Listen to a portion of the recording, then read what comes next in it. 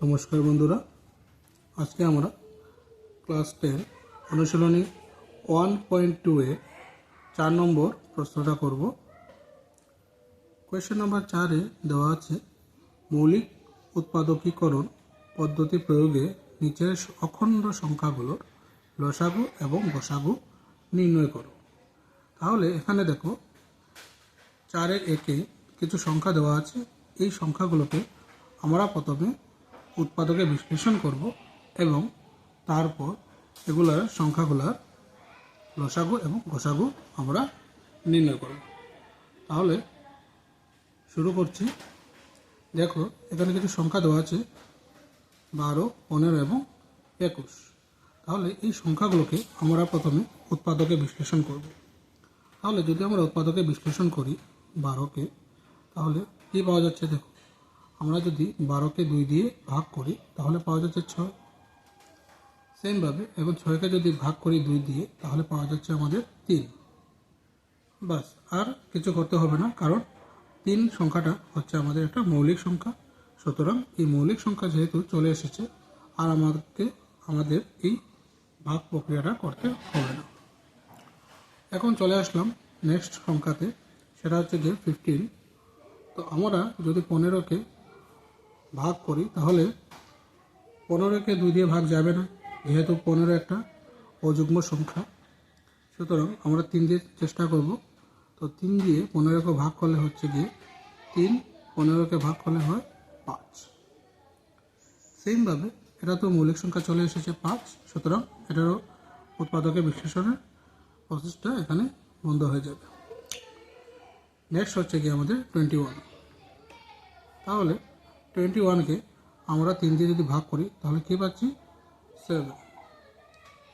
চলো, তো আমাদের উৎপাদকীকরণ শেষ হলো। এখন দেখি কী কী পাওয়া গেছে। তো এবার লিখতে পারি 12 ইকুয়াল টু 2 ইন্টু 2 ইন্টু 3। দেখো যখন আমরা 12কে ভাগ করেছি তখন এই মৌলিক সংখ্যাগুলো পেয়েছি। 2 দুটো আছে এবং 3 একটা। তো এই যেগুলো সংখ্যা পেয়েছি এগুলোই লিখে নিতে হবে। এবার 15-এর মধ্যে কী ছিল? 15-এর মধ্যে ছিল 3 এবং 5।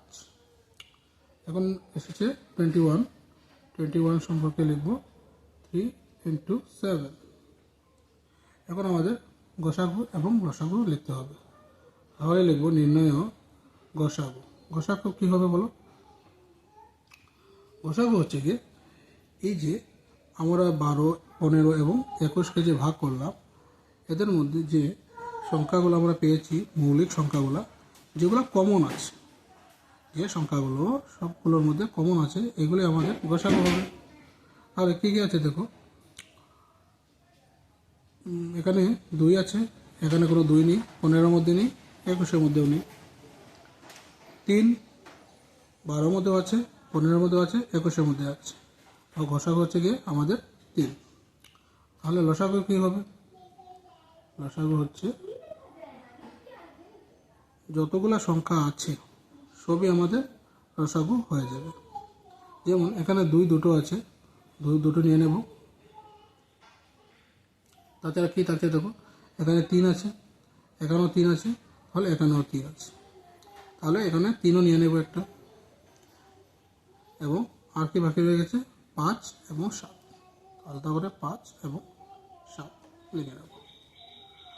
গসাগু হচ্ছে গিয়ে, দেখো আবার বলছি, গসাগু হচ্ছে গিয়ে যে সংখ্যাগুলো মৌলিক সংখ্যা যেগুলো আমাদের মধ্যে কমন আছে, সবগুলোতে কমন আছে, সেটাই হচ্ছে গিয়ে আমাদের গসাগু, গরিষ্ঠ সাধারণ গুণনীয়ক। এবং লসাগুটা হচ্ছে লঘিষ্ঠ সাধারণ গুণিতক। তার মানে আমরা যদি সহজভাবে বলতে যাই তাহলে লসাগু হচ্ছে যেগুলো কমন আছে সেটা তো নেবই, তাছাড়া কমন ছাড়া যে সংখ্যাগুলো আছে সবগুলো নিয়ে নেব। তো এখন দেখো লসাগু কত হচ্ছে আমাদের?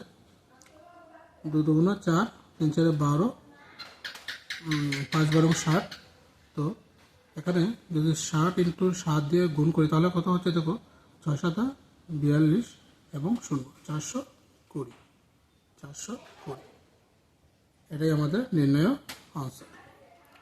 ঠিক আছে, তাহলে প্রথম কোয়েশনটা সলভ হয়ে গেল।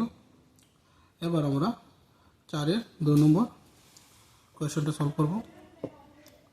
2 নম্বরে একইভাবে দেওয়া আছে, কিছু সংখ্যা দেওয়া আছে, সেটা হচ্ছে গিয়ে আমাদের 17, তারপরে 23 এবং 29 বলেছে।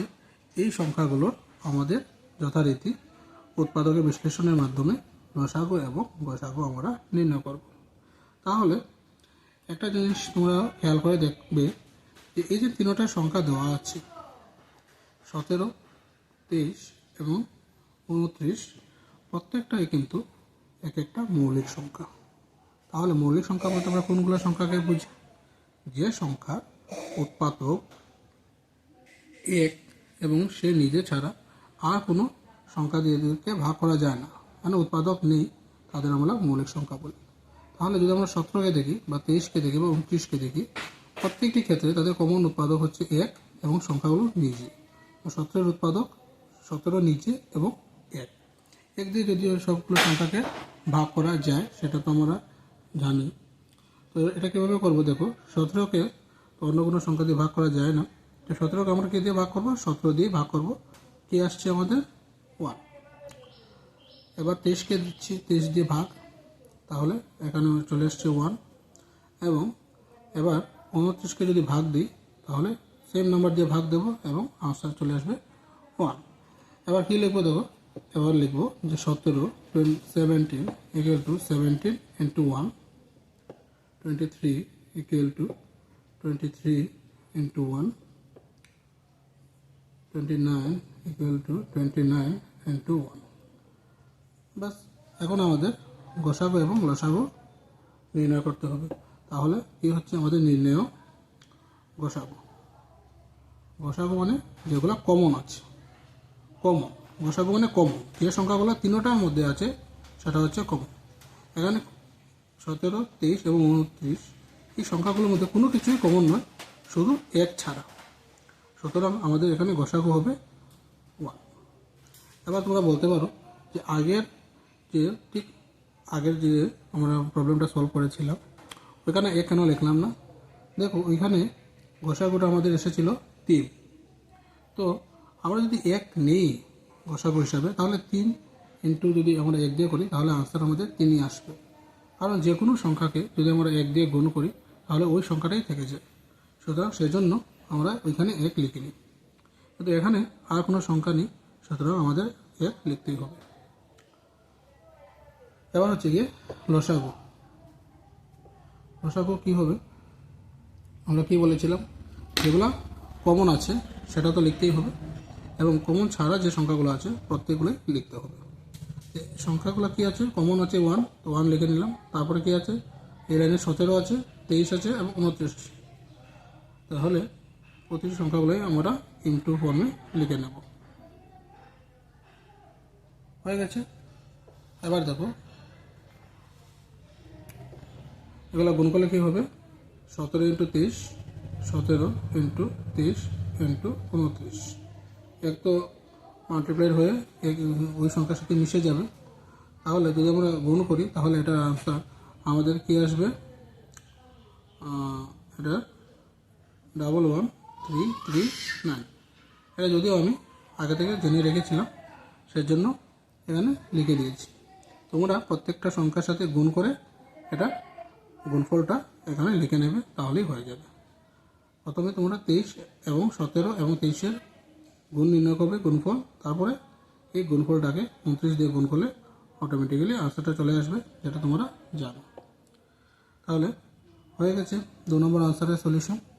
এবার থার্ড আনসারে আমরা আসছি।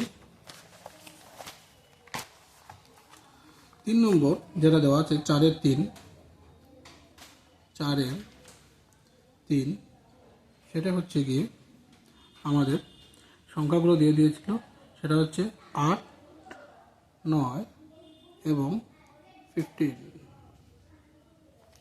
এই সংখ্যাগুলো আমাদের সেমভাবে লসাগু এবং গসাগু নির্ণয় করতে হবে।